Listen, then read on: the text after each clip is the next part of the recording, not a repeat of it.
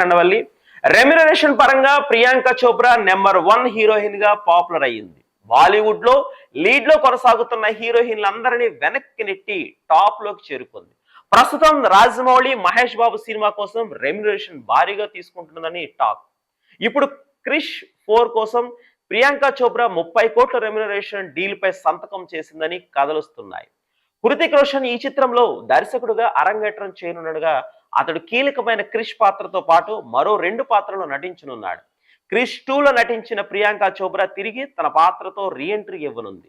క్రిష్ 4 కథాంశంతో పాటు తన పాత్ర ఆకట్టుకోవడంతో ప్రియాంక చోప్రా నో చెప్పలేకపోయిందంట. ప్రియా పాత్రను తిరిగి పోషిస్తుందని తెలుస్తోంది. అయితే ప్రియాంక చోప్రా బృందం ఇంకా దీనిని అధికారికంగా నిర్ధారించలేదు. గ్లోబల్ ఐకాన్ ను 20-30 crores రేంజ్ లో చెల్లించనున్నారని ఒక పాపులర్ న్యూస్ పోర్టల్ తన కథనంలో పేర్కొంది. రాజమౌళి మహేష్ బాబు సినిమా కోసం 30 కోట్ల పారితోషికం తీసుకుంటోంది.